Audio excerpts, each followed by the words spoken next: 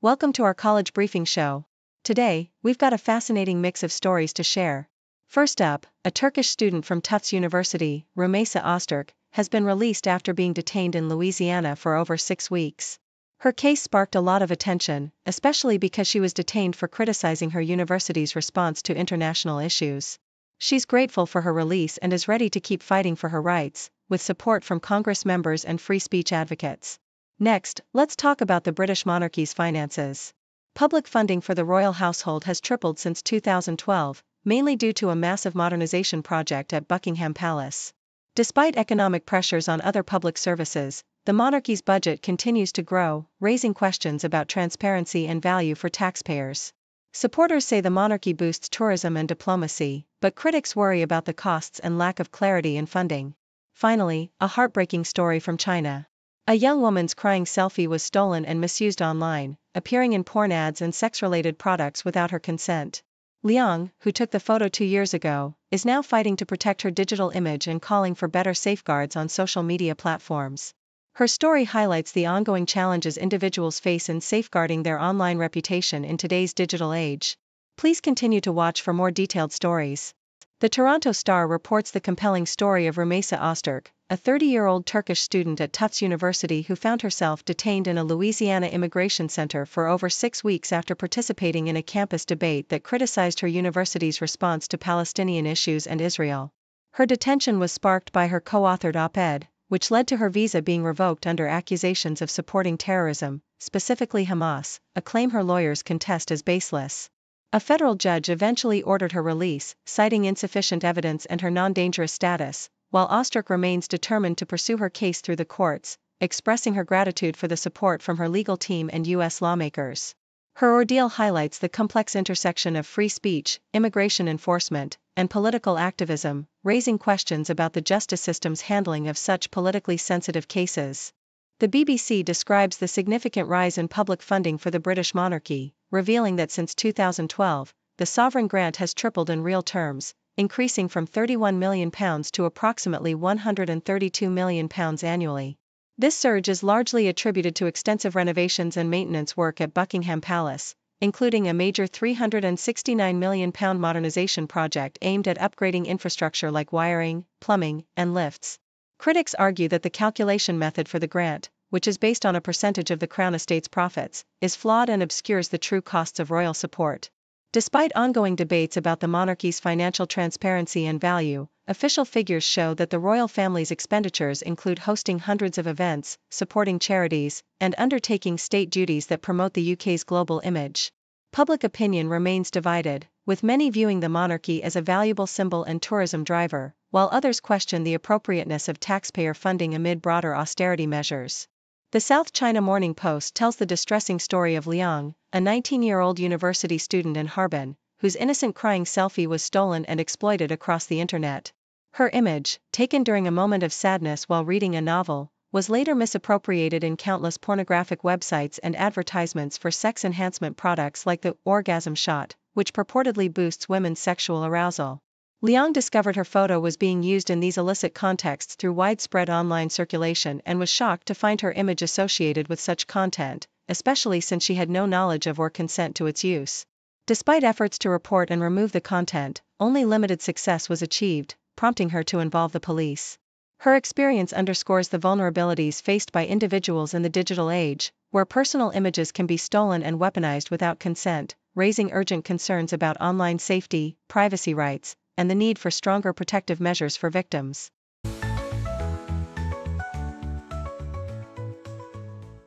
The Globe and Mail reports a narrow victory for the Liberals in Quebec, where the Terrebonne riding seat has flipped from the Bloc Québécois to the Liberals by just a single vote after a judicial recount.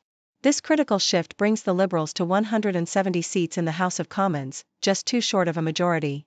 The recount was triggered because the initial vote difference was less than 0.1% of valid votes, highlighting how every vote can be decisive in a tight race. This development underscores the fragile balance of power in Canadian politics, with 3 other judicial recounts underway in Ontario and Newfoundland and Labrador, emphasizing the importance of every ballot in shaping the government's future. Yahoo US covers a graduation ceremony at Gadsden State Community College, where 35 students received their GED or high school diplomas. Among the graduates was Candida Pedro Aguirre, a mother of 3 who overcame her past educational setbacks to pursue her dreams of becoming a professional translator, earning a scholarship exceeding $2,100.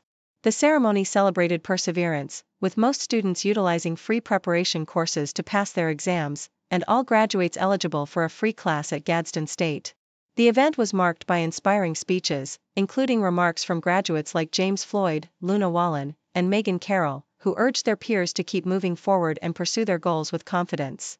The Toronto Star details the dramatic re-entry of a Soviet-era spacecraft, Cosmos 482, which was built to withstand Venus's extreme conditions but has likely fallen back to Earth at 25,000 kilometers h. Experts believe it may have landed over the Indian Ocean, with some speculation about a potential impact near Toronto, raising concerns about space debris safety.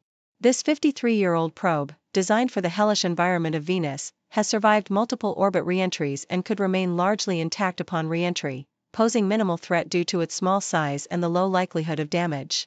The unpredictable nature of atmospheric conditions makes precise prediction challenging, but the event highlights ongoing issues with space debris and the risks posed by remnants of Cold War-era space exploration.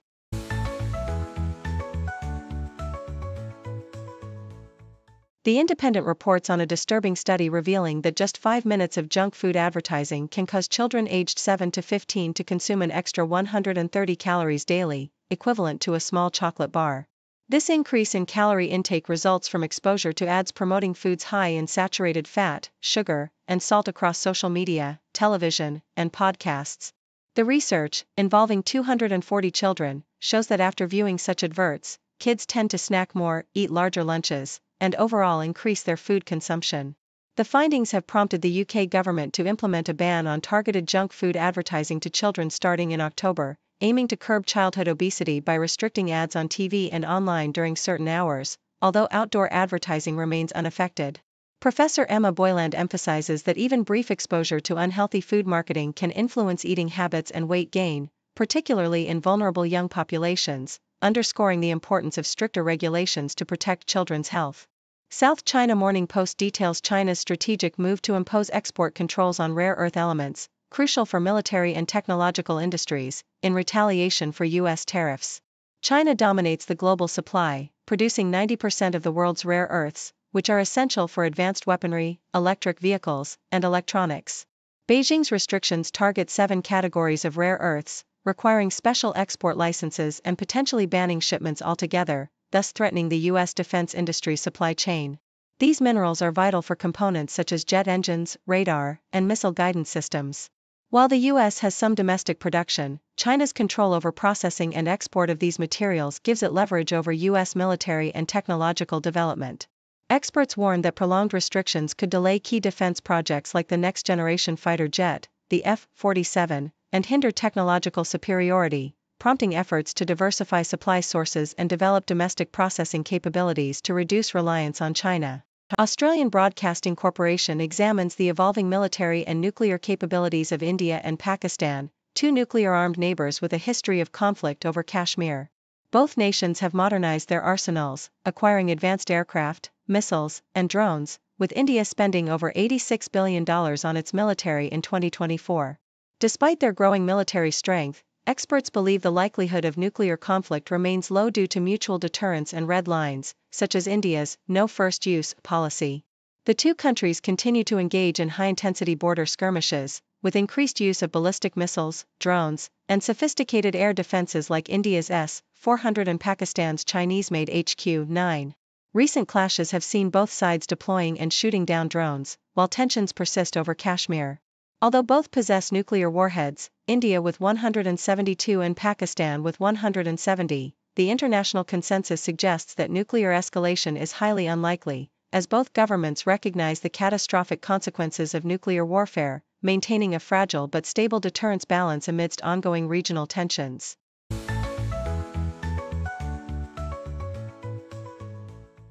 Australian Broadcasting Corporation reports that the AFL's attempt to curb gambling exposure through a self-exclusion toggle on their website is largely ineffective. Despite the option to hide betting odds, users still encounter promotional videos and advertisements, including match previews hosted by Sportsbet, which continue to promote betting regardless of the toggle being activated. Critics argue that this voluntary measure is superficial and easily bypassed, raising concerns about the vulnerability of young and impressionable audiences to gambling marketing. Experts like Charles Livingstone emphasize that age gating alone is insufficient, advocating for stricter regulations that require users to verify their age actively before accessing gambling content, a measure currently lacking in Australian sports websites. The ongoing debate underscores the need for comprehensive government intervention, especially given the influence of gambling advertising during sports broadcasts and the potential long-term harm to youth. The ABC also highlights the enchanting yet mysterious world of bioluminescent fungi along the New South Wales south coast, where ghost mushrooms light up forests at night with an ethereal glow. During the day, these fungi appear as ordinary mushrooms, but at night, their bioluminescence creates a captivating spectacle reminiscent of the luminous forests in the movie Avatar. Photographers utilize long exposure techniques to capture their faint glow, which has sparked local fascination and curiosity. While scientists theorize that the glow might be a metabolic byproduct or a mechanism to attract insects, the true purpose remains an enigma. These stunning fungi, poisonous and not for consumption, thrive in cool, moist environments and are found across southeastern Australia, including Tasmania and Victoria. Their ephemeral beauty offers a fleeting glimpse into the complex and mysterious natural processes that continue to fascinate both scientists and nature lovers alike. The ABC reports a disturbing case of wildlife crime involving two young Belgian teenagers caught smuggling around 5,000 ants in Kenya, an activity that could be valued at over $14,000. The teenagers claimed their collection was merely a hobby, unaware of its illegal status, but authorities charged them with planning to traffic the ants to European and Asian markets. The illegal trade of insects like these ants is increasingly seen as part of a broader shift by organized crime syndicates targeting biodiversity, including medicinal plants and microorganisms, driven by the ease of online connectivity and rising demand for exotic pets. Experts warn that such trafficking poses significant ecological risks, as many rare ant species are vital for ecosystem health and their unregulated collection could lead to ecological imbalance. This case marks a concerning evolution in wildlife crime, highlighting the growing threat of organized illegal trade extending beyond traditional large mammals to include small invertebrates, with potentially devastating environmental consequences.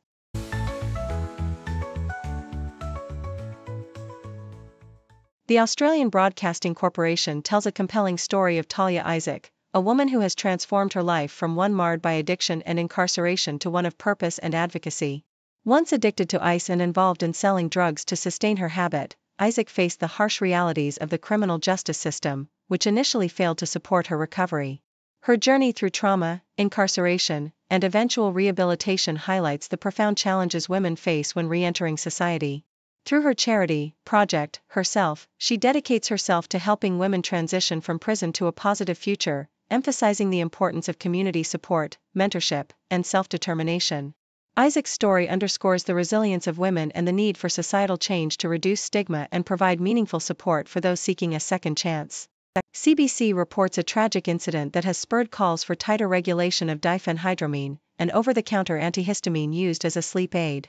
An 18-year-old man in Quebec died from acute poisoning after consuming a lethal dose of the drug, which was found in his home alongside empty containers. The coroner, Vincent Deneau, expressed concern over the easy availability of diphenhydramine, which can be misused for its euphoric and hallucinogenic effects, as well as for suicide. His recommendation urges provincial authorities to reclassify the drug, requiring pharmacists to better manage its sale and create detailed records. This case echoes previous tragedies linked to the drug, amplified by social media challenges, emphasizing the urgent need for stricter controls to prevent further loss of life. The Independent discusses the divided American public's stance on President Trump's controversial policies targeting higher education. A recent poll reveals that over half of Americans disapprove of his efforts to cut federal funding to universities that resist his political demands, with many viewing these actions as threats to academic freedom and scientific progress. While some Republicans support the measures, citing concerns over liberal bias and free speech, most Democrats and a significant portion of the general population see such tactics as authoritarian overreach. The debate also touches on broader issues like the rising cost of college, diversity initiatives, and free expression on campuses. This divide reflects deeper cultural tensions, highlighting how political ideologies shape perceptions of education and societal values in the United States.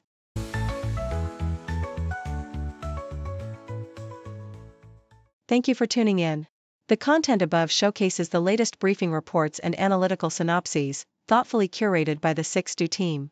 These insights stem from a wide array of reputable media outlets, think tanks, government sources, and specialized experts worldwide. We encourage you to explore these sources for a comprehensive perspective. Keep in mind that while the content may not always align with the official standpoint of 6 Brief, it's not meant to be taken as absolute directives for decision-making. Comprising seasoned media professionals, learned scholars, and accomplished scientists, the 6 team embodies a trailblazing, fully independent media entity. To customize 6 Brief to meet your professional needs, you have the option to subscribe to a diverse array of briefings on our website, 6dobrief.com. Regardless of your location, you can conveniently receive 6 Brief via email. Turn on the TV screen, see the world unseen. China's on the news tonight, history in the spotlight. Scroll through my phone again, find out where to begin. Stories from the east to west, learning from the very best. News in China every day, learning in a fun new way. From the cities to the farms, feel the heartbeat, feel the charm.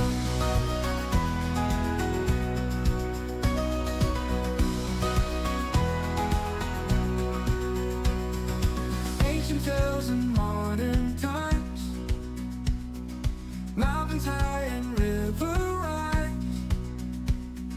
Culture rich in every town, golden driving never down.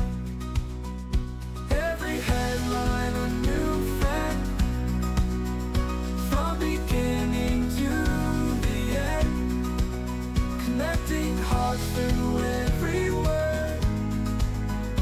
China's story always heard. News in China every day, learning a fun new way. From the cities to the farms, feel the heartbeat, feel the charm.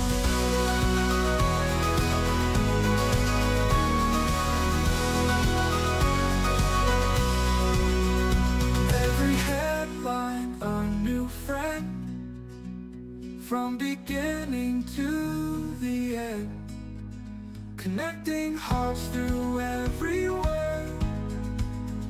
China's story